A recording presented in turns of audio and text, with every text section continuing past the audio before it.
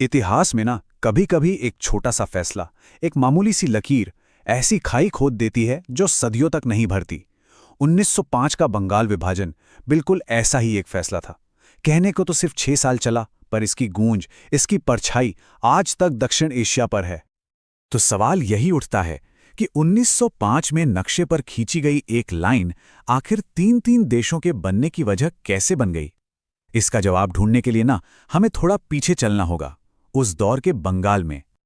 देखिए, बंटवारे से पहले का जो बंगाल था, मतलब बंगाल प्रेसिडेंसी, वो कोई आम सूबा नहीं था। वो तो ब्रिटिश इंडिया का, जिसे कहते हैं ना, पावर सेंटर था, उसका दिल था। सारी राजनीति, सारा एडमिनिस्ट्रेशन सब यहीं से चलता था।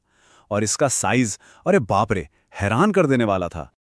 लगभग 7.25 करोड़ लोग रहते थे यहाँ, 7 करोड़ 85 लाख। जरा सोचिए, उस जमाने में ये नंबर आज के कई देशों की पूरी आबादी से भी ज्यादा था। ये ब्रिटिश इंडिया का सबसे बड़ा, सबसे पावरफुल सूबा था। और ये मत सोचिए कि इसमें सिर्फ बंगाली था। नहीं, आज का बिहार, उड़ीसा, असम, यहां तक कि छत्तीसगढ़ के भी कुछ हिस्से, सब इसी बंगाल प्रेसिडेंसी का पार्ट थे। अब इतने बड़े और इतने अलग अलग तरह के इलाके का मतलब क्या था? विचारों का एक हॉटस्पॉट। और ठीक यहीं से, इसी जमीन से भारतीय राष्ट्रवाद की सबसे बुलंद आवाज उठ रही थी। और इस पूरी कहानी के सेंटर में एक आदमी था, उस वक्त का वायसराय, लॉर्ड कर्जन। 16 अक्टूबर 1905 कर्जन ने एक ऐसा फैसला लिया जिसने इतिहास का रुख मोड़ दिया। फैसला था बंगाल के 2 टुकड़े करने का, बंगाल का विभाजन। लेकिन सवाल यह है कि आखिर क्यों? अब देखिए, इसके पीछे ना 2 कहानियां चलती हैं, एक वो जो बताई गई और एक वो जो समझी गई। अंग्रेजों ने क्या कहा कि अरे भाई, ये प्रांत बहुत बड़ा है, इसे संभालना मुश्किल हो रहा है, एडमिनिस्ट्रेशन के लिए, सहूलियत के लिए इसे बांट रहे हैं। लेकिन हिंदुस्तानियों को इसका असली मतलब समझ आ रहा था, डिवाइड एंड रूल, फूट डालो और राज करो। ये साफ साफ हिंदू मुस्लिम एकता को तोड़ने और राष्ट्रवाद की जो आग बंगाल में भड़क रही थी, उसे बुझाने की एक चाल थी। और जैसे ही इस फैसले का ऐलान हुआ, मानो एक भूचाल आ गया पूरे बंगाल में, और देखते ही देखते पूरे देश में गुस्से की एक जबरदस्त लहर दौड़ गई। बंगाल का जो पढ़ा लिखा तबका था, जिन्हें भद्र लोग कहते थे, वो तो इस फैसले से एकदम हिल गए। उन्होंने कहा कि ये हमारी मातृभूमि का विखंडन है, मतलब अपनी धरती माँ के टुकड़े कर दिए गए हों। ये शब्द बताते हैं कि लोगों को कितना गहरा सदमा लगा था, कितना अपमान महसूस हो रहा था। और इसी गुस्से की आग से जन्म हुआ स्वदेशी मूवमेंट का। ये बंटवारे के खिलाफ भारत का पहला बड़ा ऑर्गेनाइज्ड मास मूवमेंट बनने वाला था। सुरेंद्रनाथ बनर्जी जैसे बड़े बड़े नेताओं ने कमान संभाली और विरोध का एक पूरा प्लान तैयार हुआ। तरीका क्या था? विदेशी सामान का बहिष्कार करो, सरकारी स्कूल, कॉलेज, नौकरियां सब छोड़ दो। जो दुकानें विदेशी माल बेच रही हैं, उनके सामने धरने पर बैठ जाओ। और ये आग सिर्फ बंगाल तक नहीं रुकी, ये बॉम्बे, पुणे, पंजाब, हर जगह फैल गई। लेकिन इस विरोध का एक बहुत ही खूबसूरत, दिल को छू लेने वाला पहलू भी था। गुरुदेव रविंद्रनाथ टैगोर ने रक्षाबंधन के त्योहार को एकता की मिसाल बना दिया। उनके कहने पर क्या हिंदू, क्या मुसलमान, सबने एक दूसरे की कलाई पर राखी बांधी। ये अंग्रेजों के लिए एक खामोश मगर बहुत ताकतवर पैगाम था कि तुम हमें बांट नहीं सकते।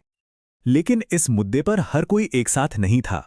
जहां तक बंगाली हिंदुओं की बात है, वो सब मिलकर इसका विरोध कर रहे थे। पर मुस्लिम कम्युनिटी में मामला थोड़ा कॉम्प्लेक्स था और उनकी राय वक्त के साथ बदल भी रही थी। शुरू में तो कई मुस्लिम नेताओं ने भी कहा कि ये गलत है, लेकिन फिर ढाका के नवाब सलीमुल्लाह जैसे कुछ पावरफुल लीडर्स ने इसमें एक मौका देखा। उन्होंने सोचा कि एक नया प्रांत बनेगा जहां मुसलमानों की आबादी ज्यादा होगी, राजधानी ढाका बनेगी, तो शायद इससे हमारे समुदाय को बेहतर पॉलिटिकल और इकोनॉमिक मौके मिलेंगे। अब ये विरोध इतना ज्यादा बढ़ गया, इतना ज्यादा कि अंग्रेजों को पीछे हटना पड़ा, उन्हें अपना फैसला बदलना पड़ा। लेकिन कहानी यहीं खत्म नहीं हुई, इसमें एक और ट्विस्ट आना अभी बाकी था। तो हुआ ये कि लगातार प्रोटेस्ट के आगे ब्रिटिश हुकूमत को आखिर में झुकना ही पड़ा। सिर्फ 6 साल बाद 1911 में खुद किंग जॉर्ज फिफ्थ ने ऐलान किया कि बंगाल को फिर से एक किया जा रहा है। ये आंदोलन करने वालों के लिए एक बहुत बहुत बड़ी जीत थी। लेकिन अंग्रेज भी खिलाड़ी थे। उन्होंने बंगाल को जोड़ा तो सही, पर साथ में 2 और बड़ी चालें चल दी। पहली, उन्होंने अपनी राजधानी कलकत्ता से हटाकर दिल्ली शिफ्ट कर दी। सीधा सीधा बंगाल की पॉलिटिकल इंपॉर्टेंस कम कर दी। और दूसरी असम, बिहार और उड़ीसा को बंगाल से काटकर अलग अलग प्रांत बना दिया। तो सोचिए, जो एक तरफ के लिए जीत का जश्न था, वो दूसरी तरफ के लिए एक बहुत बड़ा धोखा बन गया। जहां एक तरफ लोग खुशियां मना रहे थे, वहीं बंगाल के मुसलमानों को लगा कि उनके साथ छल हुआ है। उन्हें लगा कि ब्रिटिश सरकार ने सिर्फ हिंदू प्रोटेस्टर्स को खुश करने के लिए उनके हितों को कुर्बान कर दिया। बंटवारा तो खत्म हो गया, लेकिन इन 6 सालों में जो नफरत और शक के बीज बोए गए थे, वो अब पौधे बन चुके थे और इसका असर बहुत बहुत दूर तक जाने वाला था। 1905 के उस एक फैसले ने एक ऐसा चेन रिएक्शन शुरू कर दिया जिसे कोई रोक नहीं सका। देखिए कैसे। बंटवारे के ठीक 1 साल बाद 1906 में ढाका में मुस्लिम लीग बनी। फिर 1909 में आया सेपरेट इलेक्टोरेट, यानी मुसलमानों के लिए अलग चुनावी सिस्टम। और ये रास्ता सीधा जाकर रुका 1947 में, जब बंगाल का दूसरा और इस बार परमानेंट बंटवारा हुआ। आयरनी देखिए, अंग्रेजों ने डिवाइड एंड रूल की जो पॉलिसी अपनाई थी वो उल्टी पड़ गई। वो जिन 2 ताकतों को कंट्रोल करना चाहते थे, उन्होंने उन्हीं को और ज्यादा हवा दे दी। एक तरफ भारतीय राष्ट्रवाद और ज्यादा मजबूत हो गया और दूसरी तरफ मुस्लिम अलगाववाद की राजनीति ने भी जड़ें पकड़ लीं।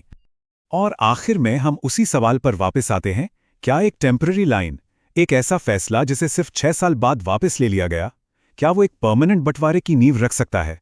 1905 का इतिहास हमें बताता है, हाँ, बिल्कुल रख सकता है।